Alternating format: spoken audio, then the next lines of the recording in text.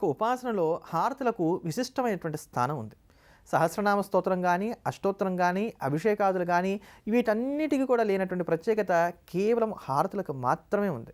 సాయంకాలం సంధ్యా సమయంలో ఇచ్చేటువంటి హారతిని ఎవరైతే నిత్యం శ్రద్ధగా శ్రవణం చేస్తారో, బాబావారి యొక్క హారతి గీతాలను ఆలాపన చేస్తారో వారికి బాబావారి యొక్క పరిపూర్ణమైనటువంటి అనుగ్రహం కలుగుతుంది. కారణం ఏమిటి?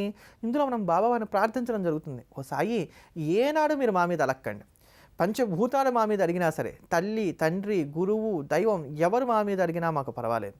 నా కట్టుకున్నటువంటి భార్య కావచ్చు, నా కడుపున పుట్టినటువంటి పిల్లలు కావచ్చు, ఎవరు నన్ను వదిలి వెళ్ళిపోయినా కూడా నేను ఎంత మాత్రం కూడా బాధపడను. కానీ ఓ సాయిదేవా, మీరు నా మీద అడిగినట్లయితే, కోపగించుకున్నట్లయితే నేను మాత్రం తట్టుకోలేను. నా అనుగ్రహం చూపెట్టండి, ఎప్పటికీ నా మీద దయతోనే ఉండండి.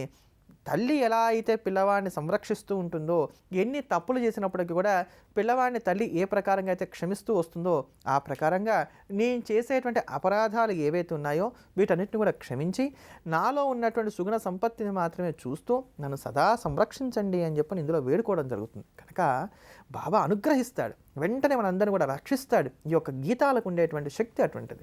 అటువంటి ఆ సాయి సంధ్యా హారతిని మనందరం కూడా శ్రవణం చేసి బాబా అనుగ్రహానికి పాత్రులమవుదాం.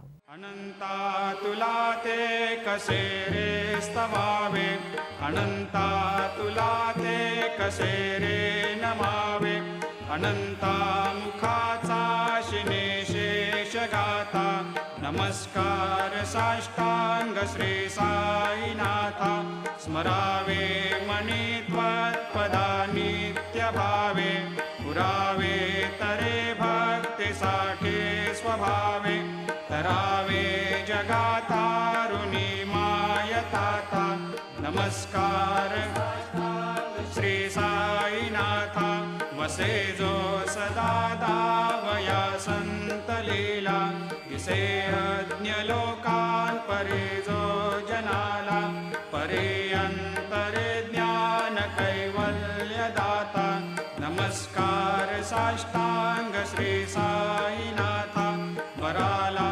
धला जन्म हा मानवाचा, नरासार्थका साधनीभूत साचा, धरो साई प्रेमा गळाया अहंता, नमस्कार साष्टांग श्री साईनाथा, धरावे करे सान अल्पज्ञ बाला, करावे आम्हा धन्य चुंबो निघाला, मुखे गाल प्रेमे पराग्रास आता, नमस्कार श्री साईनाथा, सुराधिक ज्यांच्या पदा वंदिताते, शुकाधिक ज्यांते समानत्व देते प्रयागा.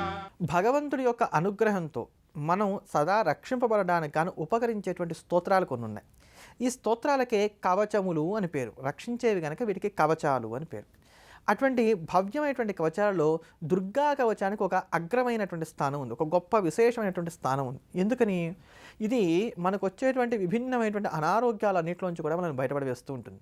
కంటికి సంబంధించిన, ముక్కుకి సంబంధించిన, చెవికి సంబంధించిన, హృదయ రోగానికి సంబంధించిన తీవ్రమైనటువంటి అనారోగ్యాలు ఏవైతే రాబోతున్నాయో వాటన్నిటి నుంచి కూడా రక్షించగలిగేటువంటి అద్భుతమైనటువంటి శక్తి దుర్గా కవచానికి ఉంది. అందుకని నిత్యం దుర్గా కవచాన్ని ఎవరైతే పారాయణ చేస్తూ ఉంటారో వారికి సాధారణంగా అనారోగ్య బాధలు కలగవు. ఒకవేళ పూర్వజన్మలో మనం చేసుకునే పాపకర్మాలు అధికంగా ఉండి ఈ జన్మలో అనారోగ్యం రావాల్సినటువంటి స్థితి ఏదన్నా ఉన్నట్లయితే కనుక నిత్యం దుర్గా కవచాన్ని పారాయణ చేస్తున్నటువంటి కారణం చేత అవి మనం తట్టుకునే స్థితిలో ఉంటాయి, మందులు వేసుకుంటే తగ్గిపోయే స్థితిలో ఉంటాయి తప్ప పెరగకుండా మనం రక్షింపబడతాం. అలానే ఇంట్లో నుంచి మనం బయటికి వెళ్తున్నాం, ప్రతిరోజు కూడా వెహికల్ మీదే మన ప్రయాణం అంతా కూడా సాగించాలి. టూ వీలర్ నడపబోతే కుదరనటువంటి పరిస్థితి, ఏ రిప్రజెంటేటివ్ లాంటి జాబ్స్లోనే మనం ఉంటున్నాం. ఇలాంటప్పుడు గంట దోషాలు కలగకుండా మనల్ని మనం కాపాడుకోవడానికి కూడా ఈ దుర్గా కవచం అద్భుతంగా ఉపయోగపడుతుంది. అటువంటి భవ్యమైనటువంటి ఆ దుర్గా కవచాన్ని ఈ శుక్రవార శుభవేళ మనం అందరం కూడా శ్రవణం చేద్దాం. అందులో ఈరోజు స్వాతి నక్షత్రం ఉంది. ఈ నక్షత్రం సాక్షాత్తు రాహుగ్రహ నక్షత్రం. రాహుగ్రహ నక్షత్రం కలిగినటువంటి రోజున చేసేటువంటి దుర్గా పూజలన్నీ కూడా సత్వరమైనటువంటి ఫలితాలు అందిస్తాయి కనుక ఈరోజు ఈ దుర్గా కవచాన్ని మనం అందరం కూడా శ్రవణం చేసి అద్భుతమైనటువంటి దేవి రక్షకు పాత్రులమవుదాం.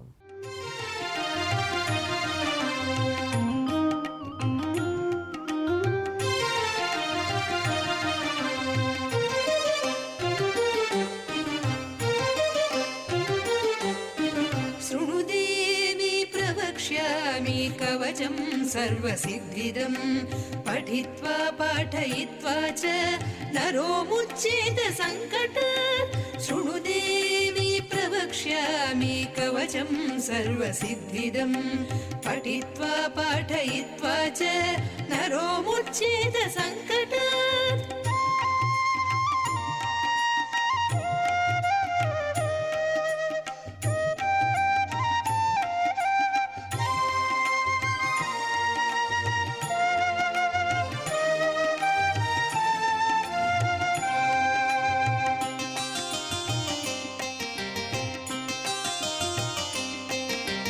अज्ञात्वा कवचं देवी दुर्गा मन्त्रं च यो जपेत् नाप्नोति फलं तस्य परं च नरकं व्रजेत् अज्ञात्वा कवचं देवी दुर्गा मन्त्रं च यो जपेत् नाप्नोति फलं तस्य परं च नरकं व्रजेत्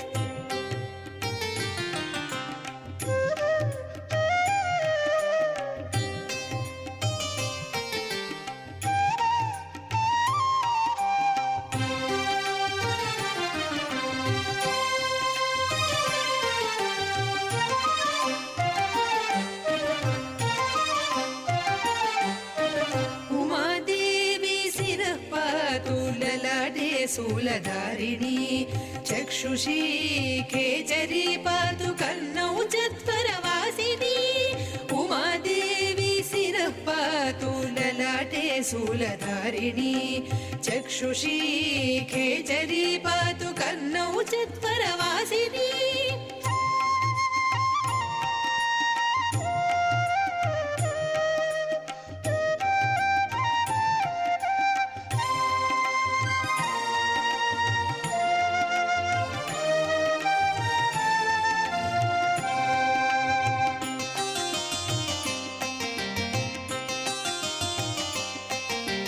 सुगन्धानासिके पातु वदनं सत्त्वधारिणी जिह्वां च चण्डिका देवी ग्रीवां सौभद्रिका तथा सुगन्धानासिके पातु वदनं सत्त्वधारिणी जिह्वां च चण्डिका देवी ग्रीवां सौभद्रिका तथा మరి కొద్ది రోజుల్లోనే పిల్లలందరికీ కూడా పరీక్షలు ప్రారంభం కాబోతున్నాయి. మరి ఈ ఎగ్జామ్స్లో వీళ్ళు సక్సెస్ అవ్వాలి. ఈ సక్సెస్ అవ్వాలంటే ఒక్కొక్కరికి ఒక్కొక్క రకమైనటువంటి ప్రాబ్లం ఉంటుంది. అందులో కొంతమంది విద్యార్థులకు టీచర్స్తో సఖ్యత తక్కువగా ఉంటుంది. వాళ్ళు ముందుకు వెళ్ళాలి, మాట్లాడాలి, వాళ్ళు ఏమనుకుంటున్నారో అది చెప్పాలి అంటే కొంత భయపడుతూ ఉంటారు, బిడియంతో ఉంటూ ఉంటారు.